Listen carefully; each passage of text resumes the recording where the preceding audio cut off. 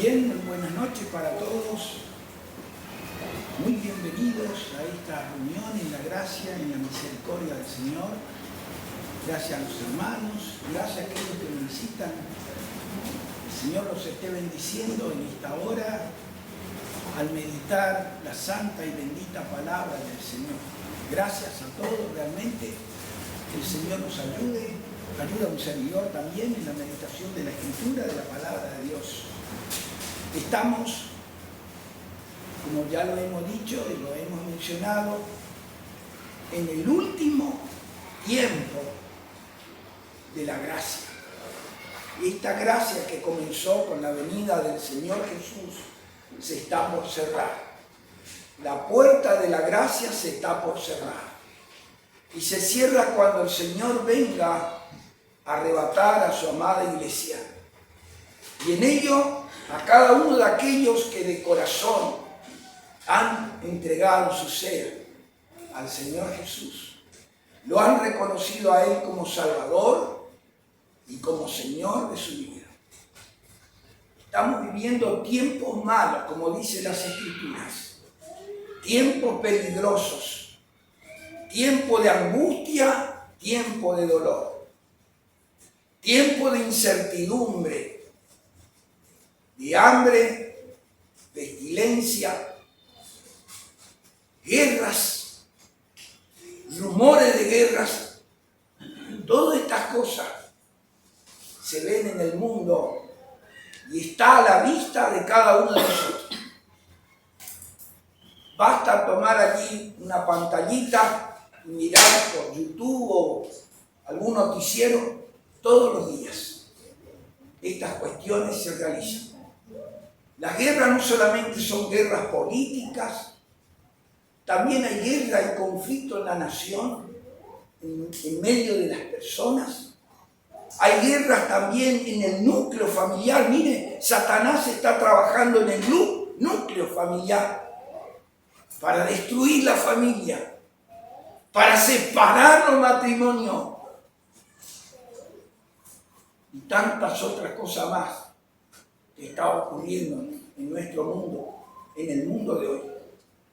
No son más que señales del pronto advenimiento de nuestro amado Salvador, el Señor Jesús, por su iglesia, por los suyos. ¿Sí?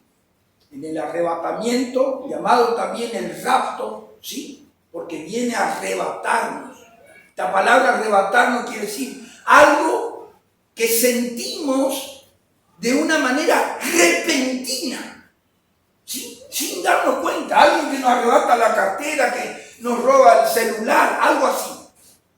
Así va a ser el advenimiento, así va a ser la venida de Cristo, del Señor por lo suyo. No, ni siquiera nos vamos a darnos cuenta. Vamos a oír la trompeta, vamos a oír su voz llamándonos desde la nube. Y seremos sacados de aquí, seremos arrebatados de aquí, de este mundo de maldad. Yo pregunto, ¿cuál es tu esperanza? ¿Cuáles son tus proyectos hacia el futuro? Puede que tengamos muchos proyectos, ¿no? Pero nada de los proyectos tan lindos y tan hermosos que pudiéramos tener los chicos, los adolescentes, en sus estudios, terminar su carrera. Qué bueno, ¿no? Pero no hay mejor proyecto de enfocar nuestra mente, de enfocar nuestro corazón hacia la venida preciosa, gloriosa del Hijo de Dios, de nuestro amado Salvador, del Señor Jesús. Si en esta noche no tienes a Cristo, te ruego delante del Señor que abra tu corazón a Él. Solamente en Él hay salvación. Solamente en Él hay perdón y vida eterna. Dios dice en su palabra que a este señaló Dios, al Señor Jesús. Él es el señalado, dice las Escrituras, entre 10.000. Bien, estábamos estudiando hace un tiempo a esta parte de una manera intermitente, dando también lugar a otros hermanos, ¿sí? acerca de las señales de los tiempos. Las señales de los tiempos, porque abarca el tiempo del Señor Jesús y abarca este tiempo, tiempo de la iglesia, de los redimidos. ¿Sí? De esta manera. Y para ello vamos a abrir nuevamente, les invito a abrir nuestras Biblias en el Evangelio de Mateo. Mateo, el capítulo 24.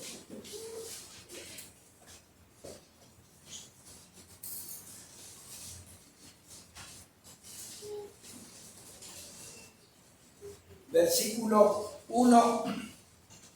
Allí vamos a mirar los primeros versículos. ¿Sí?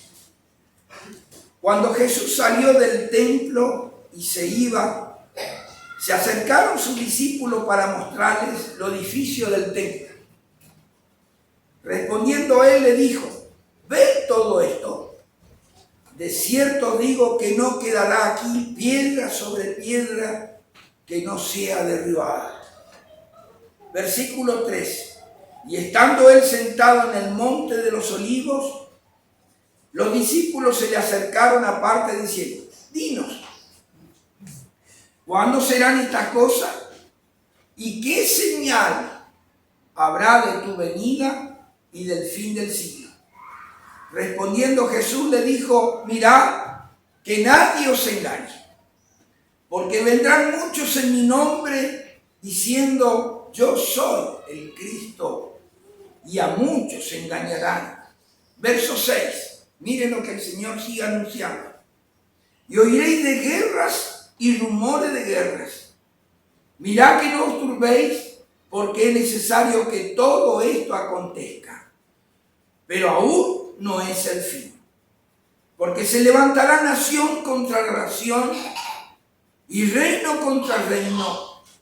Y habrá peste y hambre y terremotos en diferentes lugares. Y todo esto será principio de dolores. Hasta allí no. Miren todo lo que les anuncia el Señor Jesús saliendo del templo con sus discípulos.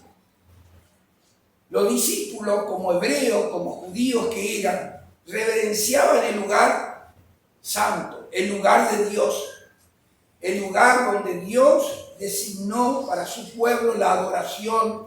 ¿Sí? El templo era el lugar de la presencia de Dios allí con su pueblo, ¿no? Y aquel templo que duró 40 años en edificarlos, ellos se sorprenden cuando le dice que ellos le mostraban el templo, la hermosura seguramente de todo lo que eso implicaba, el templo, ¿no? Y él le dice, versículo 2, respondiendo él le dijo: ¿ven todo esto? Mire qué palabra, mire qué sorpresa el Señor le da. De cierto os digo que no quedará aquí piedra sobre piedra que no sea derribada. Esto fue como una bomba para él. Fue algo tremendo escuchar semejante profecía del Señor Jesús.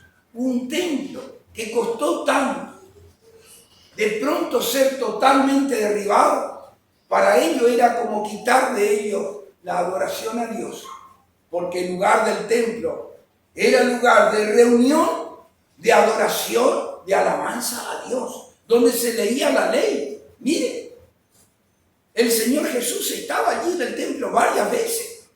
Los discípulos, como hebreos que eran, asistían a ese lugar. Las familias enteras, por generación de generación, venían a ese lugar. Y de pronto, ¿qué va a ocurrir? Se va a derrumbar todo.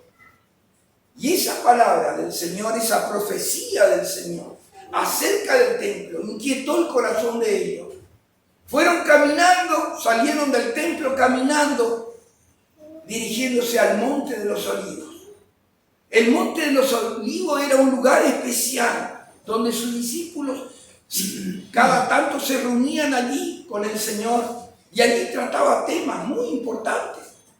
Y aquellos que le quedó ardiendo eso en el corazón, le preguntaron al Señor: Vino, dice.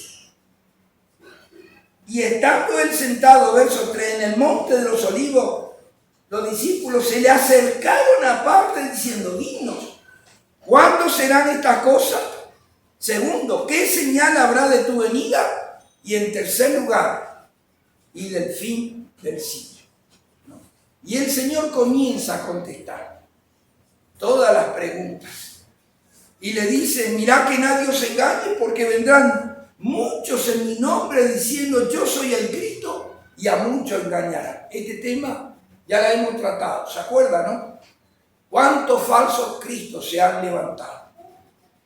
Personas que se autodeclaran así como Cristo y tienen muchos seguidores. Miren, habría que anotar el nombre de cada uno de ellos. Uno ya murió por lo menos. Los otros parece que todavía viven. Miren cómo son las cosas. Personas que engañan. Pero hay otros que son, y aunque hablan de Cristo, son anticristo porque niegan a Cristo. ¿Y de qué manera lo niegan? Lo niega con su doctrina. Niega la divinidad de Cristo. Niega que Él es Dios humanado. Es el Verbo encarnado. Lo niega. Niega que Cristo es la roca, la piedra principal del ángulo, que sobre Él está construida la iglesia. Lo niega. Y al negarlo, está yendo en contra de su doctrina. ¿Ah? Mire cómo son las cosas. Y así tantas cosas podíamos enumerar, como la hemos enumerado en su oportunidad. Pero no es esto lo que quisiera destacar en esta noche. Y dice más, y oiréis, dice, de guerras y rumores de guerra. Desde el siglo XX, la Primera y Segunda Guerra Mundial, se han levantado muchas guerras, cantidad de guerras. Y cada tiempo parece como una sensación de que algo va a ocurrir, de que algo va a pasar. Nada más que levanta la voz en contra de otra nación y ya parece que va a ocurrir algo. Hace un poco tiempo aquí pasado se levantó el gobierno de la Argentina con el de Chile por un lugar donde está dividido el terreno, digamos el mapa, ¿no? Y la primera cosa que se me asaltó en la cabeza, esto ya puede ser un principio de problemas y de conflicto. La primera cosa que se me asaltó en la cabeza. Y allí en Medio Oriente las cosas que están pasando, las cosas que están ocurriendo. Y no solamente, hermanos, en cuanto a las guerras, que tienen que ver todo con la cuestión política, sino también aún en la naturaleza. Vemos cómo la naturaleza está gimiendo, como dice la Escritura, esperando la redención de los hijos de Dios. Miren, así vemos terremotos, temblores, tsunamis, en todos los lugares, y hasta en lugares donde nunca ocurrió un temblor de tierra, ha ocurrido un temblor de tierra. Ha habido un movimiento sísmico en ese lugar. Miren, también la naturaleza nos está hablando acerca de la venida del Señor. Mire cómo son las cosas. Y basta leer en la Escritura, lo encontramos allí en Romanos. Miren, así es. Pero hay una señal profética que es mayor de todo esto que está aconteciendo. El Señor Jesús dice, esto será, como hemos leído allá, y todo esto será principio ¿de qué? De dolores. ¿Ah?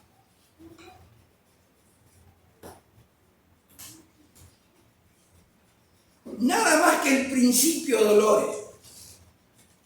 En otro evangelio dice que será como los dolores de parto, que comienza, ¿no es cierto?, de a poco, cada vez más intenso, ¿no es cierto?, hasta que llega a su clímax. Así será.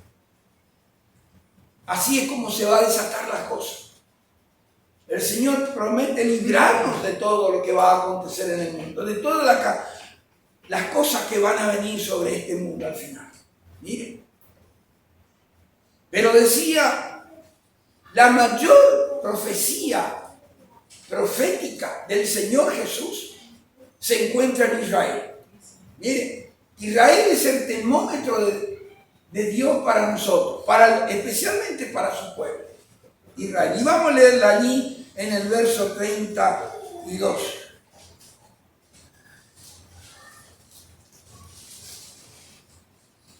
De este capítulo 24. Mire lo que le dijo, lo que le dice el Señor al final de todo lo que las había anunciado. Versículo 32 del capítulo 24 de Mateo. De la higuera aprended la parábola. Cuando ya su rama está tierna y brotan las hojas, sabéis que el verano está cerca. Así también vosotros, cuando veáis todas estas cosas, ¿qué dijo el Señor? Conoced que está cerca a la puerta. Miren, está cerca a la puerta. De cierto os digo que no pasará esta generación hasta que todo esto acontezca. El cielo y la tierra, verso 35, pasarán, pero mis palabras no pasarán. Pero el día y la hora nadie sabe, ni aun los ángeles de los cielos, sino solo mi Padre. Mas como en los días de Noé, así será la venida del Hijo del Hombre.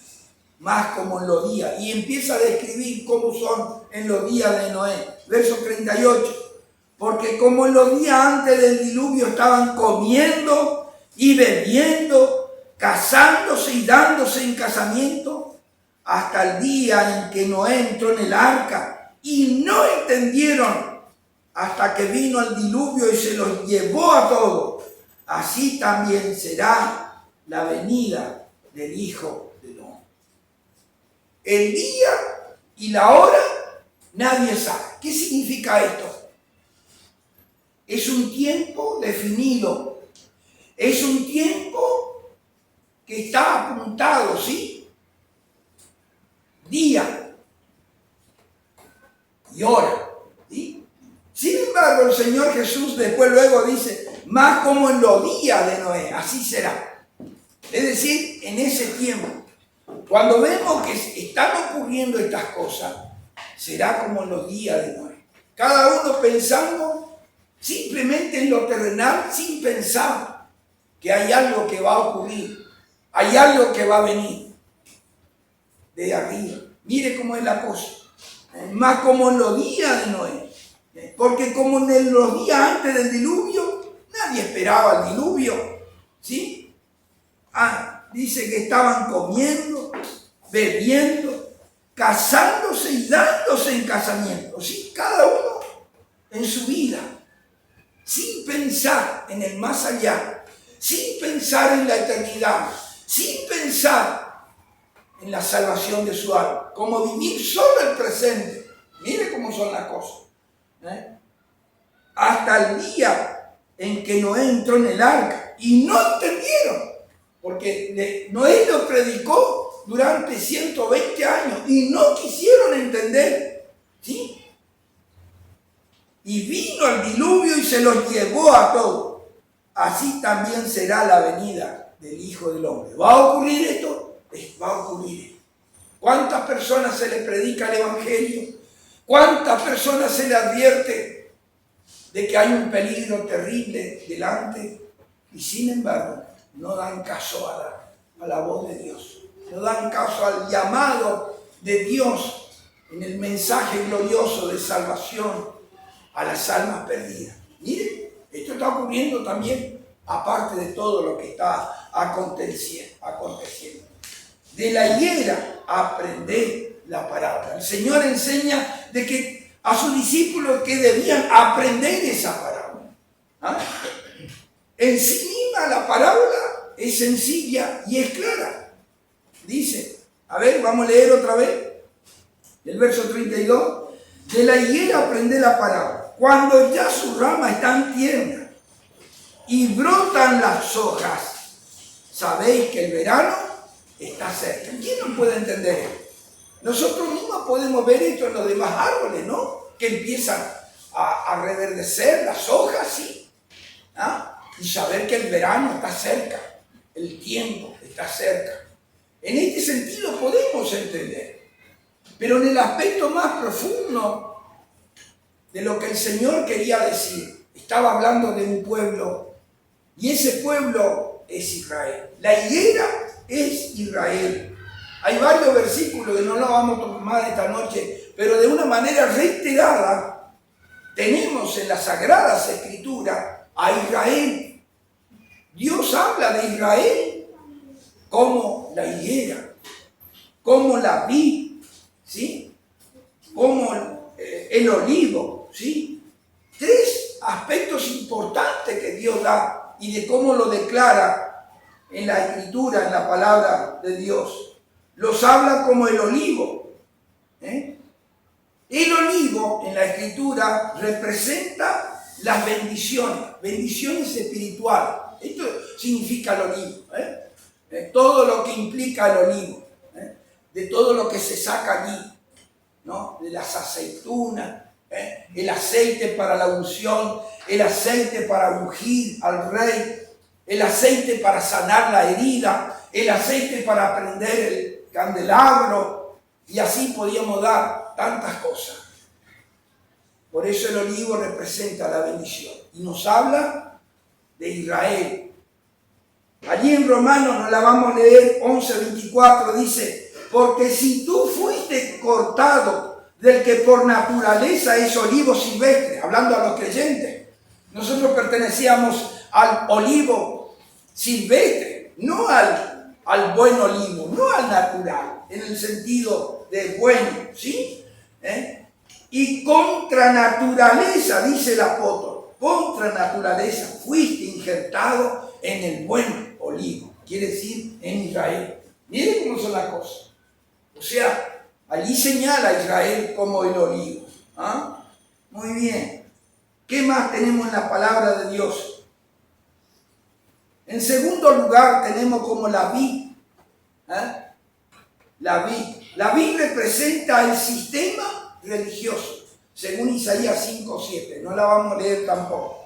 Pero habla de toda la religiosidad del pueblo de Israel. El pueblo de Israel eran religiosos, naturalmente. Tenía la ley, tenía las enseñanzas escritas y sin embargo han fracasado.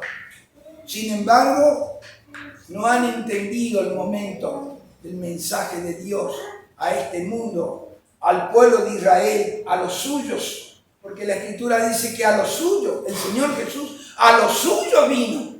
Vino a las ovejas perdidas de Israel. No entendieron, no comprendieron. Miren. Entonces la vid representa el sistema religioso que nos habla de Israel. La higuera, por último de lo que acabamos de leer, la higuera representa la resurrección nacional de Israel. No representa la resurrección espiritual, no. Eso va a ocurrir cuando el Señor Jesús venga a establecer su reino, en su segunda venida. Cuando venga en majestad, venga en gloria para destruir el poder político y religioso de aquel momento que va a estar armando del anticristo. Miren, ahí ellos van a entender, ahí ellos mirarán al que traspasaron, dice la Escritura, y llorarán como se llora por un unigénito. Así dice la Escritura. En Apocalipsis dice que harán lamentación en todas las naciones de la tierra cuando le verán a Él. Allí entenderán. Allí Pilato podrá ver en el juicio final al Señor Jesús que estuvo frente a Él y que lo rechazó, se lavó las manos, tenía toda la autoridad para soltarle. Navale hizo caso a la gente, a los sacerdotes, a los escribas y fariseos que estaban induciendo a la gran masa para que pidiesen por que el Señor Jesús fuese crucificado y que Barrabás sea suelto. Mire cómo son las cosas. De esta manera, la higuera representa entonces la resurrección nacional de Israel. Ahora, ¿por qué decimos esto? Porque realmente Israel quedó como muerto totalmente al rechazar a su rey, al rechazar su Mesías. Mire cómo son las cosas. Al no darle valor en el tiempo. El Señor acusó a los judíos religiosos de aquel entonces, dice, cuando ven que hay arrébolas en el cielo, dice que va a venir lluvia, que va a venir tormenta. ¿Y cómo no sabéis conocer? Que sabéis conocer, dice, las señales del tiempo y no conocéis este tiempo. ¿Cuál era el tiempo? Ese momento que el Señor Jesús estuvo allí con él. No entendieron, no quisieron entender, no quisieron conocer. Miren, hay tantas cosas en la palabra de Dios, en las Escrituras. Hay algo que ocurrió cuando el Señor Jesús, antes de ir a la cruz, vamos a mirar allí Lucas capítulo 13, versículos 6 a 9. Evangelio de Lucas en relación a esto. Evangelio de Lucas capítulo 13.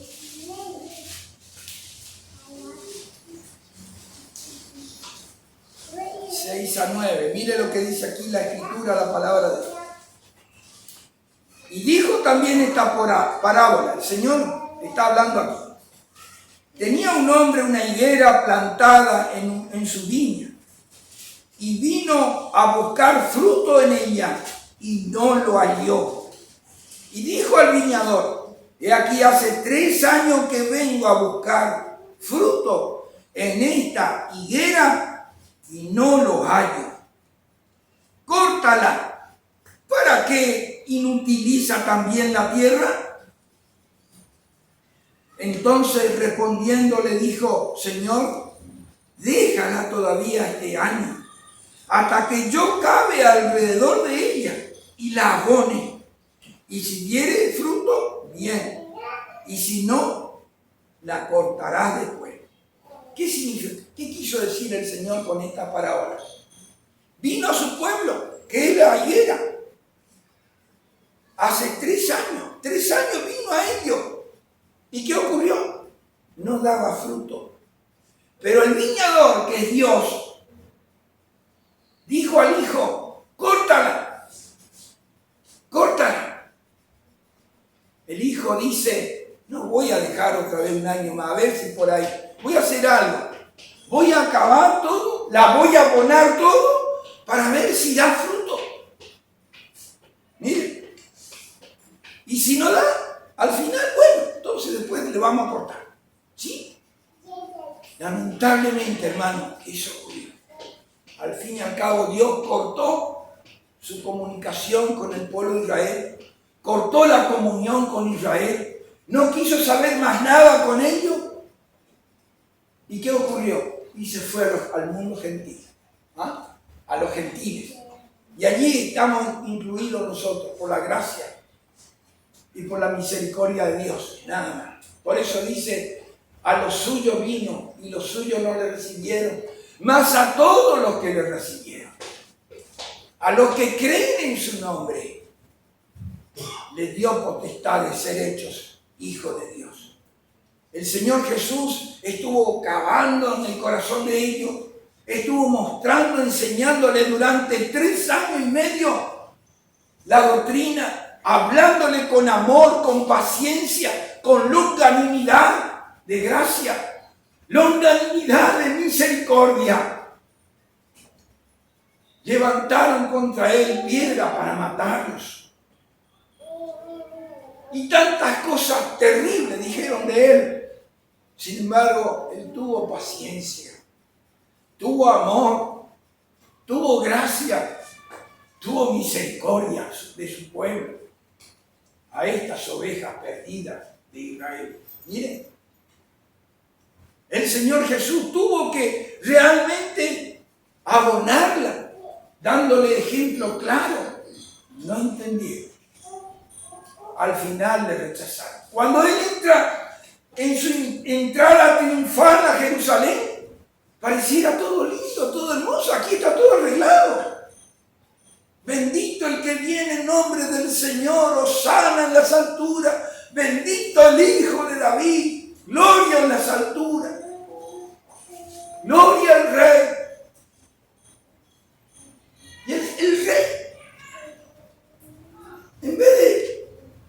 es, digamos, congraciarse con el pueblo y decirle gracias, gracias, gracias por la honra, gracias por la alabanza, gracias por la gloria que me das.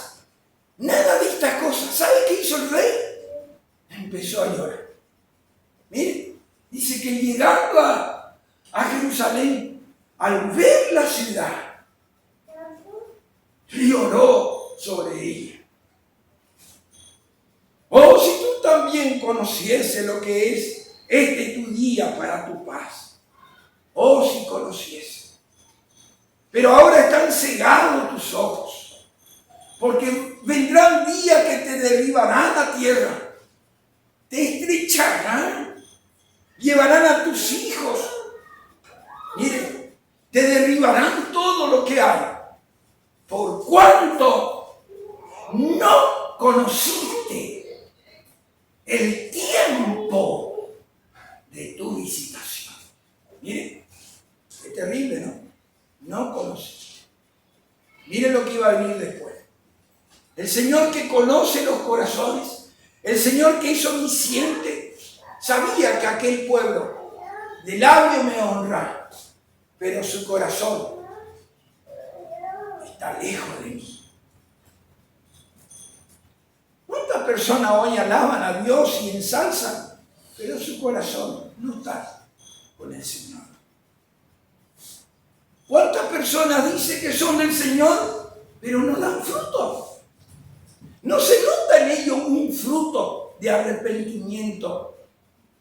No hay oración, no hay deseo de leer la palabra de Dios, no hay deseo de congregarse, no hay deseo de las cosas de Dios. Cualquier dolor de cabeza es más importante que las cosas del Señor. Después decimos que el Señor está en primer lugar, ¿no? Amarás al Señor con todo tu corazón, con toda tu alma y con toda tu fuerza. Pero es aquí que yo hago más fuerza por otras cosas, menos por las cosas del Señor. Mire lo que me pasa. Mire lo que me ocurre. Eso no pasa. El Señor quiere ver frutos dignos.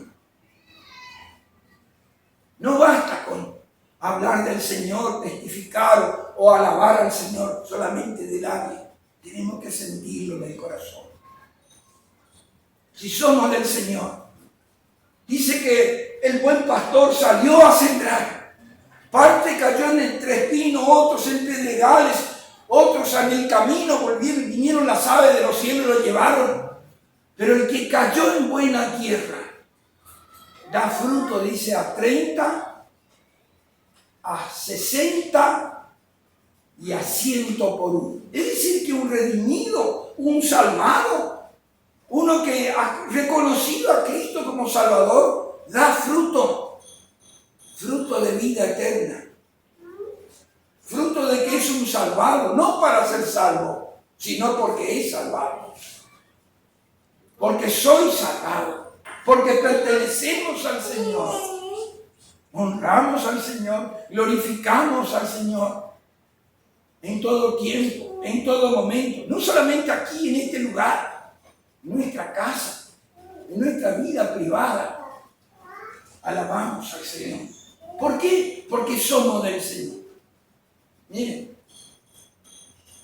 Y el Señor vino a buscar frutos a Israel.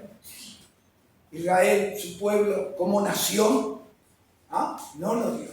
Lo que creyeron fueron un puñado de gente, un puñado de personas que reconocieron al Señor Jesús como el Hijo de Dios, como el Salvador que vino a este mundo, como lo hicieron María y Marta. Nosotros sabemos que tú eres el Hijo de Dios, que ha venido al mundo para salvar.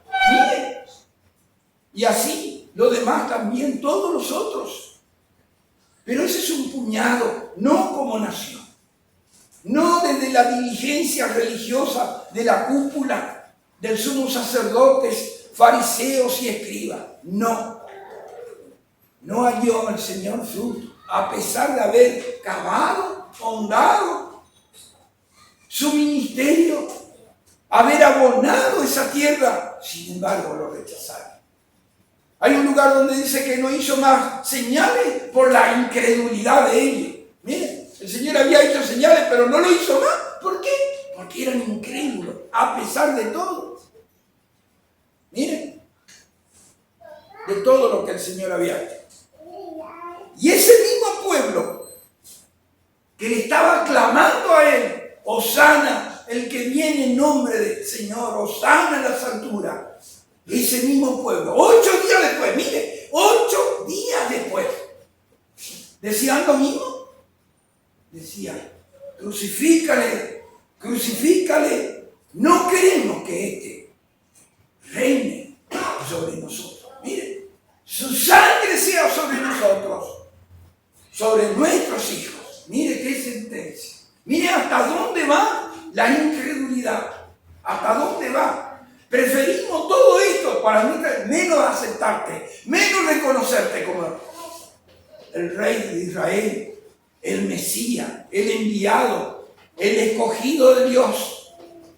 Por eso Pablo dice, ahí en su epístola dice,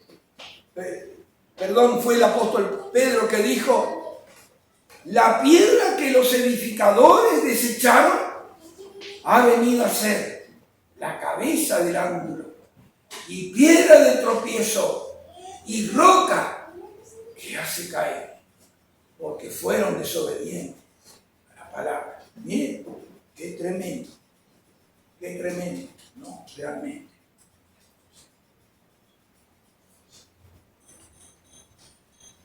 Mateo capítulo 21, versículo 18.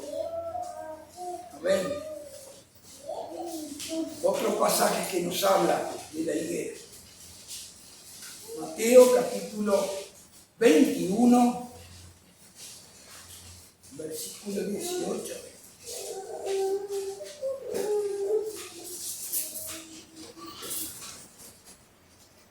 Dice así la escritura, la palabra de Dios. Por la mañana, volviendo a la ciudad, tuvo hambre. Y viendo una higuera cerca del camino, vino a ella. Y no halló nada en ella, sino hojas solamente.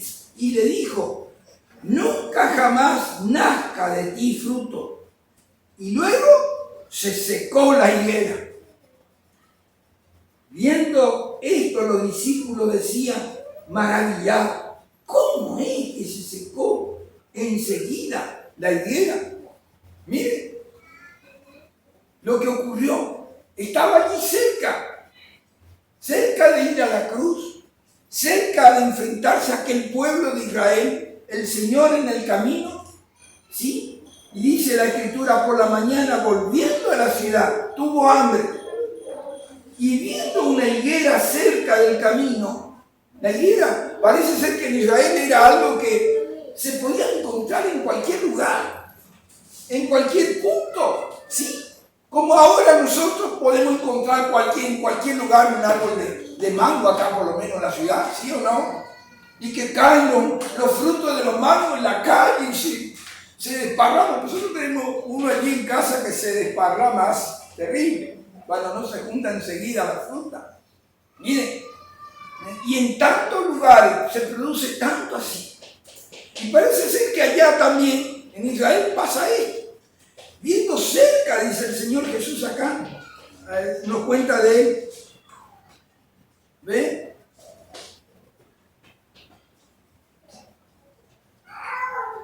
Y, a ver.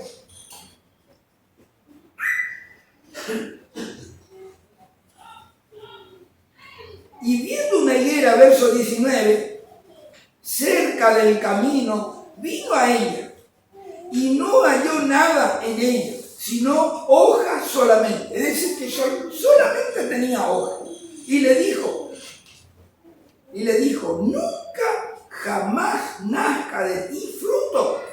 Y luego se secó. Nunca habíamos oído una maldición del Señor Jesús. Y esta es la vez que la Escritura lo menciona, maldiciendo a una higuera. Miren cómo son las cosas. Pero este hecho de maldecir la higuera, estaba hablando de algo que iba a ocurrir. Era un prototipo de algo que iba a pasar. Miren cómo son las cosas, ¿no? Y después de decir esto el Señor, después de emitir este juicio al Señor sobre aquella higuera, porque no tenía higos, ¿no? Solamente hojas, dice la Escritura, se secó. Viendo esto, verso 20, los discípulos decían, maravilla, ¿cómo es que se secó enseguida la higuera?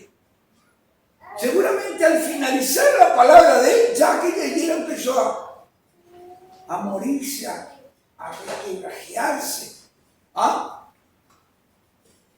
morir, a caer.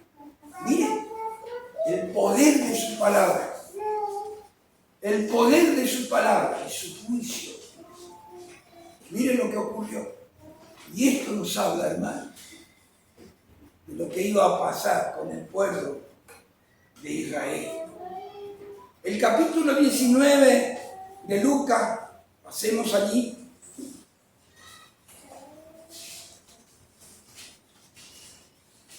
Evangelio según San Lucas, capítulo 19. El versículo 41.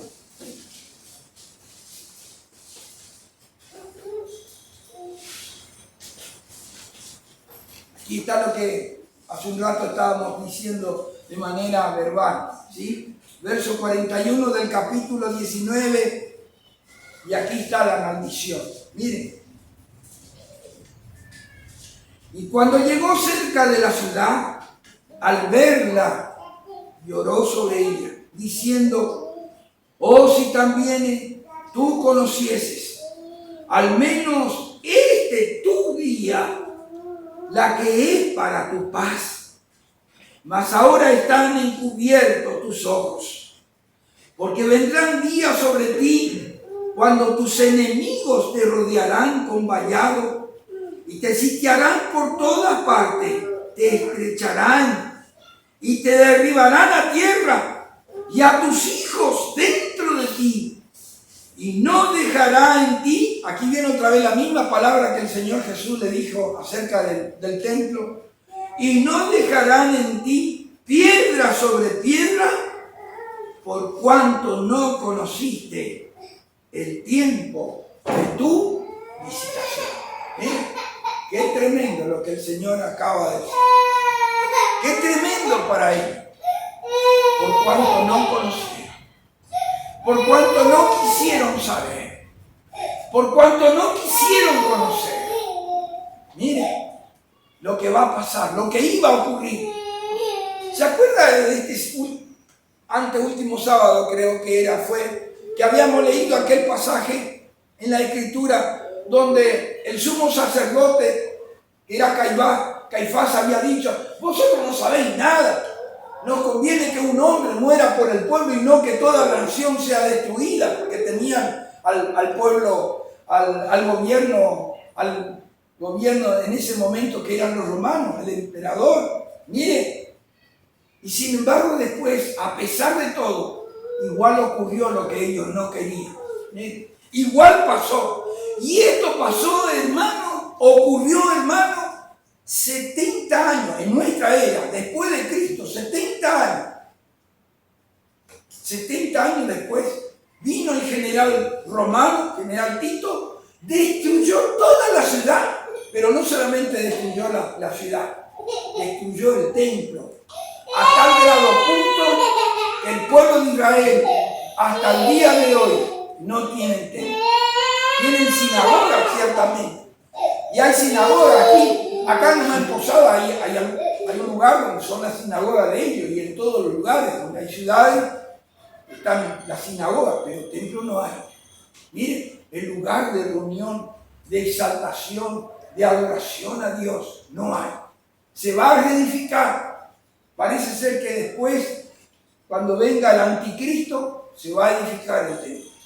Mire cómo es la cosa. El que va a tomar el mando, el mundo se está preparando para esto, para llegar. Y desde ese año 70, ¿sí?, a esta parte, el pueblo de Israel quedó muerto.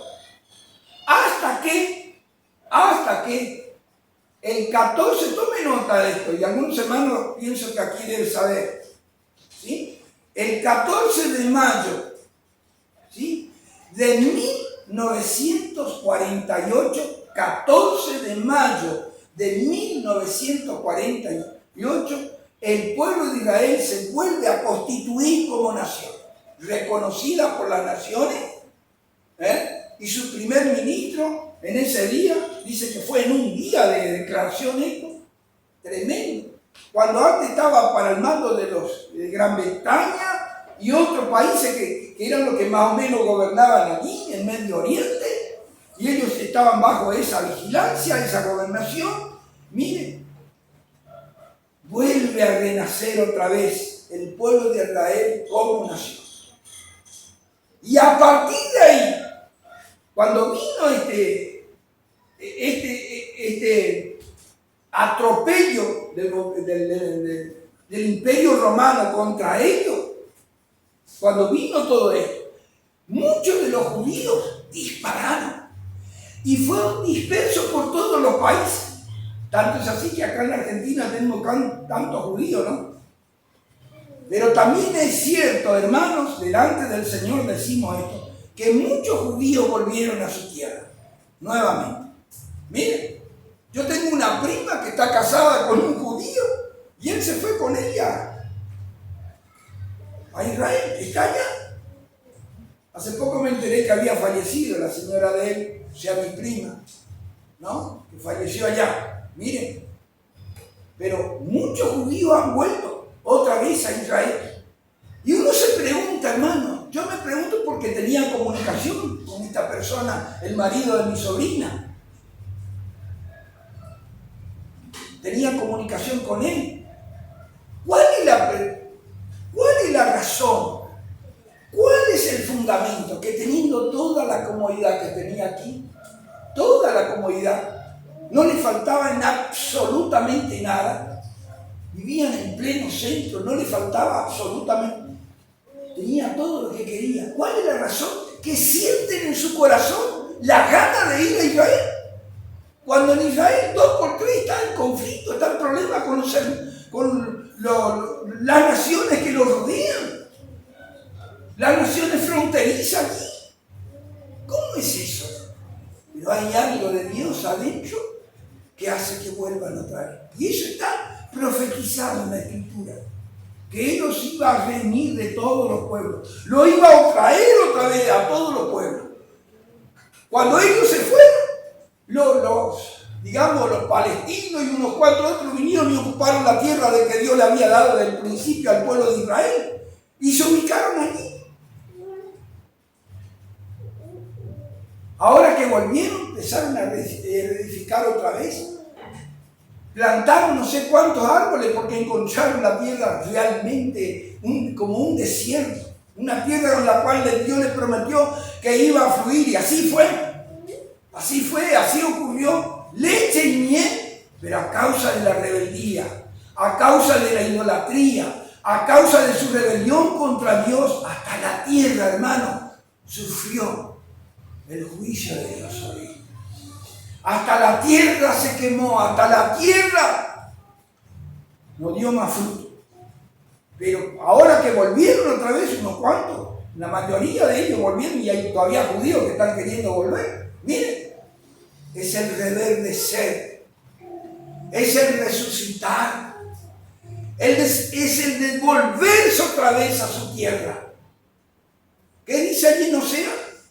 Jehová nos hirió, Jehová nos sanó. Después de 2 días, al tercer día nos resucitará. Hermanos, ya pasaron 2000 años de todo eso, del tiempo de ellos a esta parte. Mire, se va a cumplir todo lo que el Señor ha querido, en su propósito, en su voluntad. Y cuando el Señor habla aquí de su regreso, está hablando no por la iglesia, está hablando de su regreso en su segunda venida en gloria y con poder, que va a ocurrir al final después de los 7 años. 3 años y medio donde el gobernador en ese momento va a ser el anticristo, ¿sí? Que va a dar paz, dice, seguridad, va a dar trabajo, va a terminar el hambre, todas estas cosas, aquellos que tienen la marca de la bestia, aquellos que llevan en su frente el número de él, mire, y que lo adoran. Esos 3 años se va a unir con el mundo religioso y allí va a salir el falso profeta que va a ser para que lo aclamen a él. Va a hacer pacto con Israel, pero a los 3 años se va a romper aquel pacto y se va a declarar él como rey y va a querer entrar en el lugar santísimo. Por eso el Señor Jesús dice allí en Mateo, cuando veáis en el lugar santo la desoladora, ¿sabéis? Huid a los montes, huid, no, que esa huida no sea ni en invierno ni en día de reposo. En día de reposo no podían salir lejos. Así va a ocurrir. Hermanos, se está preparando todo. Estamos sacando la cuenta más o menos que el Señor dijo aquí, de cierto digo que no pasará esta generación hasta que todo eso acontezca, ¿sí? De esa manera.